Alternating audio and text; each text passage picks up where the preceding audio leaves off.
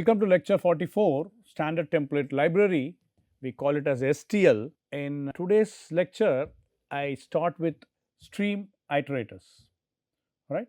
So, stream iterators, I mean you have common type like iStream underscore iterator, right, that reads data from an input stream, and similarly the output stream you call it as a OStream underscore iterator, which writes the data to an output stream. So, these iterators, right, we call it as a stream iterators, they enable working directly with the streams as containers, right. So, in the last lecture we talked about the containers. So, here I mean when I am talking about stream iterators, so they are all enabling where it can work directly with streams as containers. So, as we had seen, so iStream underscore iterator, the meaning is, so this particular function can read data from an input stream, right. And similarly, if I talk about OStream underscore iterator, that is nothing but the output stream, so which writes data to an output stream. So, these are all useful, right. So, these are all the common types, and these stream iterators which are useful for integrating file or when you are giving the input or getting the output in the console. So, this can be integrated with STL algorithm. So, you have a file or console input output, so they can be integrated with STL algorithm. So, for this the stream iterators are very much useful. The next topic is insert iterators, right. So, for example, I want to insert in the back, right. So, you call it as a back underscore inserter. These are all the common functions, back underscore inserter and front underscore inserter. So, these are all used to insert elements into the containers, all right. So, similarly you have inserter, right, one of the common functions is inserter, right. And I am talking about back underscore inserter. So, they are all appending elements to an end of a container, all right. It is exactly like in the last lecture we had seen, right. So, when you are inserting in the queue, right, so back or front, so exactly like this. And the front inserter, so that prepends elements to the beginning, so that means it is putting the element in the beginning. And the common inserter, it's not a back or front. So, at any particular index if you want to insert, or any particular position if you want to insert, you can insert the element. So, these are all the iterators. So, they are all useful for combining or copying the containers, right. So, based on these examples, right, so based on these concepts, so let us see, I mean we take an example of insert iterator with a set, all right. So, here we include set and iterator, all right. So, here we include set and iterator. If you look at line number 2 and line number 3 of this code, all right. So, we take set and iterator. So, let us consider set 1 under set, right, set of integers. So, one set we take 1, 2, 3 and another set we take 4, 5 and 6, all right. So, now if you look at line number 10, so you have a class insert underscore iterator, it is under iterator, all right, and this is a set, and set is nothing but the integer, set is nothing but the set of integer, and you have an object inserter, all right. So, you have an object inserter. So, we are passing set 1. So, set 1 is an object under set, right. So, which are having value 1, 2, 3. So, set 1 if I put means it is nothing but you are having the base address and another pointer set 1 dot end, all right. So, that means the whole set you are passing obviously the base address. So, that means it is nothing but set dot begin equivalent, and then you are having set 1 dot end, right. So, this means the base address and the end, right. So, now if you look at the next function, all right. So, you have copy, right. So, here it is a inserter which is an object. So, that means by default, so these are all nothing but the constructor inbuilt whenever you are creating an object. So, this is a parameterized inbuilt constructor. So, set 1 is being passed, that means the base address of set 1 and set 1 dot end as I put it in the arrow, right. So, set 1 dot end pointer is also you are passing. So, now if you look at line number 11 copy function, you are calling the copy function. So, set 2 dot begin, right, and set 2 dot end, and here you go the inserter, right, this particular object you are passing. So, this object contains set 1 comma set 1 dot end, that means set 1 dot begin and set 1 dot end. So, copy, so what it is being happen, so whatever the content here, right, whatever be the content here, set 2 will be copied into set 1, right. So, the set 2 content will be copied into set 1. So, set 1 you have 1, 2, 3 and set 2 you have 4, 5, 6. So, set 2 will be copied into set 1, that is the meaning of line number 11. So, the output we expect 1, 2, 3, 4, 5 and 6.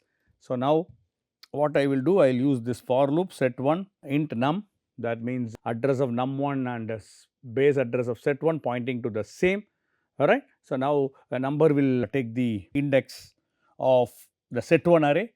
As we said, set 1 should have 6 elements and the 6 elements will be printed like this. So, what we can do, we can check this code in C++ compiler. So, if you run the code, right. So, the same example that I have shown over here, and if I execute and compile and run, you can see the output, right, 1, 2, 3, 4, 5, 6 as a output. So, now STL algorithms, right. So, in fact, when you are given a data structure, some of the data structures we had already seen, right. I talked about queues, stacks, right, doubly linked list, right. So, now, so there are STL algorithms like searching, counting, sorting, right.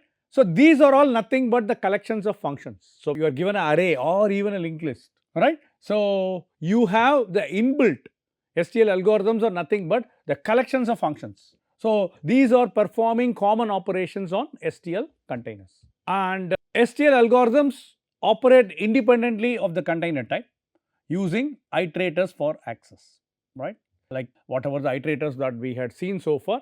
So, they use iterators for accessing. So, now what are all the algorithms? STL algorithms: searching and counting, sorting and partitioning, transforming and replacing, removing and copying elements. So, there are several algorithms, inbuilt algorithms, right. So, assume that you have not done any data structures course, right. So, it is like a black box, you can just call, and in fact, some of the algorithms we are going to see, right. So, exclusively you will study in data structures, but those who are the beginners, assume that you have done your basic C++ program and you are extending this course, right, with object oriented. Assume that you do not know anything on the algorithms part or data structures part. So, in that case, right, so you know what is going on. For example, if I say sorting means, so the random array will have, right, the output will be either ascending order or in the descending order, that is called sorting. Searching, I want to search an element in the array. Counting the number of elements or number of occurrences of, let us say, 2's, the duplicates, right. Partitioning into 2 arrays, and we will see how we are going to do the transform, replace, removal of the elements, or you are copying into another array, right. So, these are all the available algorithms, you can find it in STL, right. So, these are efficiently written, these inbuilt functions are efficiently written, and they are also having the flexibility, right. So, they have been designed, you have efficiency and flexibility, right, and also you no need to write the manual coding. The main idea of this particular chapter, because you can see, in fact, I have introduced Python also. So, everything based on the inbuilt functions. Yes, of course, you should know what is going on in the background, right. So, for that you will separately study the courses like algorithms and data structures, right. So, here you have the common functions, right, the common inbuilt functions, correct. So, what you no need to do, you no need to write any manual code, right. So, for example, if I call searching, it will do the search. If I do the counting, it will do the count, right. So, like this we have several algorithms. So, you call it as STL algorithm, standard template library algorithms. So, how do you classify? You can classify as non-modifying algorithms and modifying algorithms. So, non-modifying algorithms, there are certain functions, right. I mean, you cannot do any changes in the, right, container elements. For example, find, count are all underscore off, right. So, these are all the functions, you call it as a non-modifying algorithms. There are several, we will see. And similarly, modifying algorithms. So, you can do some small changes, right, in the containers elements. For example, if you are using transform function or replace function or remove functions, right. So, you can do few modifications. So, that is why these have been categorized as, right, non-modifying algorithms and modifying algorithms. So, these algorithms work very efficiently and seamlessly, with STL iterators for container traversal. Okay, so I'll start with the non-modifying algorithms, right? As I already said, I mean, you can't change the container's elements or data, right? So there are operations like find, right? So the find function, which is a non-modifying algorithm, and which locates the first occurrence of a value, right? Find in an array of elements or the linked list of elements, I want to find element 2, right? Which node contains element 2 or which index contains node 2, right? So which you call it as a find algorithm. Similarly, you have a count algorithm. So you can find the number of occurrences of, let us say, the value 20, right? You call the function count. Similarly, you have all underscore off, any underscore off, none underscore off. So these are all nothing but logical checks on elements, right? So logical checks. So these are all the non-modifying algorithm. So this is useful whenever you have the applications like you no need to modify anything. I want to find, given an array, I want to find the element, right? I don't need to do, I mean, any small code or modify the code, right? So in those applications, for example, you want to analyze or retrieve the information, you can use the non-modifying algorithms. So find, right? So searching and counting in STL, find algorithm. As we have already seen, so the first occurrence, the given array or a linked list. So what is the first match? So I want to find number 10 in a given array, searching, right? So we know sequential search and binary search, right? So equivalent to that, find, you find out what is the algorithm. In fact, you can find out, right? So you can see in the find function, the non-modifying algorithm of STL, what exact algorithm they have used, right? So this we can find out how they have developed, correct? So when I am calling this function find, so it will search an element whichever is occurring first time, and similarly count the number of occurrences of a specific value, how many times 20% in the container, right? So these algorithms, so the find and count, you call it as a searching and counting. So these algorithms work with any standard template library container using iterators. So let us consider this particular program, searching in a vector. All right. So you have included vector and algorithm. First time we are including algorithm.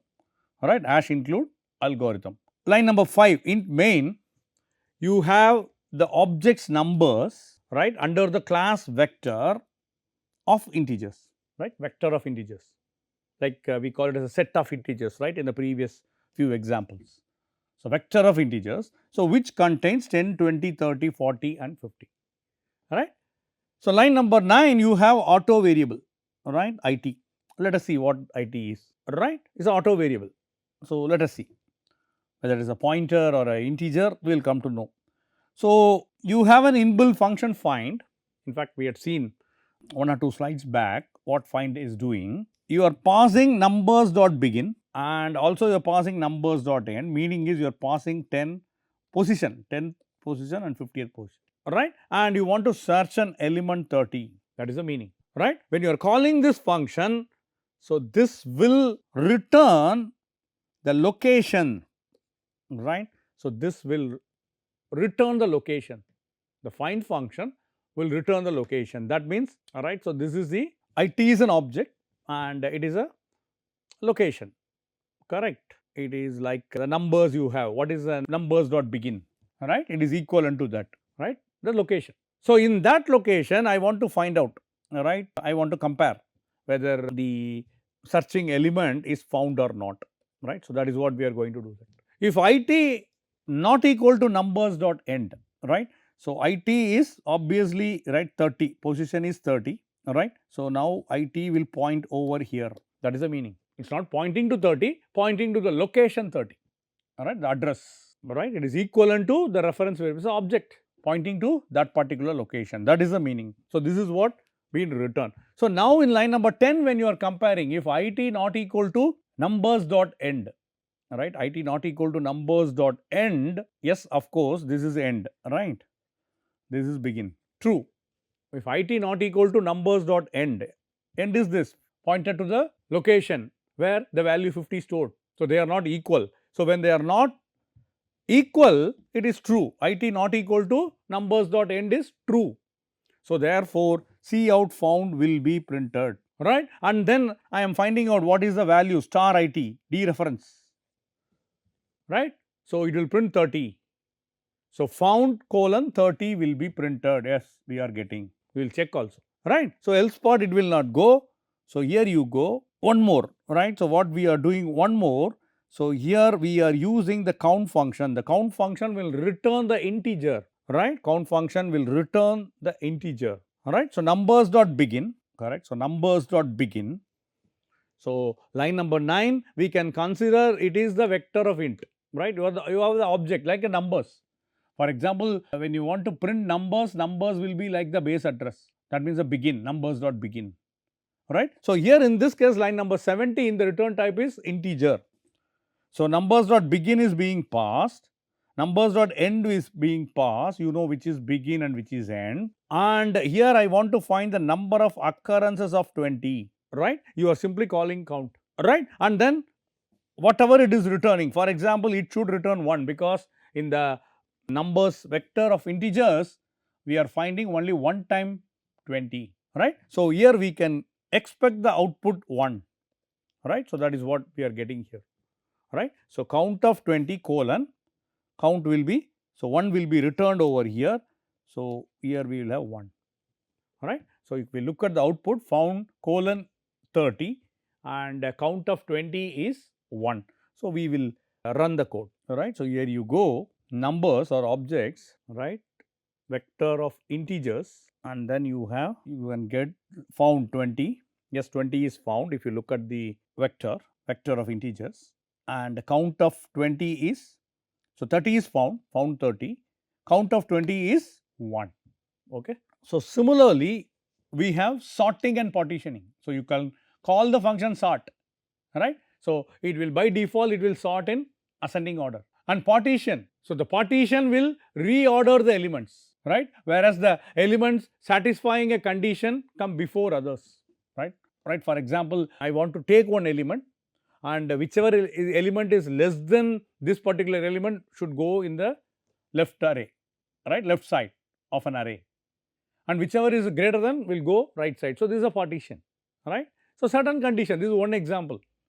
So, partition, the function partition, right. So, these algorithms operate on random access iterators, vector and dec. In fact, we had seen, right, vector and dec we had already seen. So, the random access iterators, the examples are vector and dec. So, these algorithms sort and partition operate on vectors and decs. So, let us consider this particular program vector algorithm. I have a number vectors of integers, these are the numbers, all right. So, here you go, I am calling the sort function, all right, sorting begin and end. So, you are given 40 and 50. So, when you are calling the sort function, so you will get in the ascending order, right. So, that means first output I will get 10, 20, 30, 40 and 50, all right, and the program is continuing. In fact, we are getting this. So, now we will see in the case of descending order. So, here first time we are using a lambda function. So, the lambda function you can see the notation like an array, right, and then you have the usual parameters that you are passing, right. So, when here in the lambda function you are passing two values, and when you have return a greater than b, right. So, whenever a is greater than b return 1, right, assume that 40 and 10 it will return 1, right. So, in the previous case it is as such, assume that if you are using a lambda function in line number 9, right. How do you use the logic? The lambda function int a comma int b return a less than b, right. So, that is the usual one, but you no need to write because inbuilt it will be sorting in the ascending order, right. So, here in this case it will be in the descending order, right, a greater than b, all right. So, then all your numbers will be in descending order, that will be mapped onto number. When you want to print out, right, when you want to print you are getting the descending order, right, descending order will be printed 50, 40, 30, 20, 10 will be printed, right. So, this we can sort using the lambda function, right. So, first time we are using the lambda function. So, these are all the non-modifying algorithms. So, now we will talk about the modifying algorithms. So, the modifying algorithms you have transform, replace, remove, right? So these are all the modifying algorithms. So you can do some alter, right? I mean, you can alter the elements of a container. So for example, transform, you applies a function to each element and stores the result. Replace, the replace all occurrences of a value with another value. So suppose 20 is occurring in the array more than, let us say, one time, and you want to change it to 30, right? So you call replace function. Remove, you want to remove the elements, right? Suppose I want to remove 10, you can do that, right? So these are all you can do logically. So these algorithms, the modifying algorithms, work with iterators to directly modify container data, all right? So you can do the modification, whereas in the previous case, either in the ascending or descending order, the same data were there, right? So here you can do the modification, right? So these are all the transform and replace algorithms, right? So as I already said, so the transform function, so you can apply to each element and then the result, correct? It's like a Fourier transform. Your integer is the input, assume that, right? Integer is the input and complex number you are getting as output, right? So in a similar way, so you apply, all right, integer may change to real value, right? After applying some mathematical transformation, it may change to the complex value, correct? So this is a transform, that is what exactly it is written. Apply to each element and then whatever be the resultant may be another range. Replace all occurrences of value with the another value. So that means you can do the modification, right, with the data. So both these algorithms, so element wise you are applying and then you are changing the values. So let us consider transform, all right. We take an example of a transform. So for example, yeah, vector and algorithm have been included.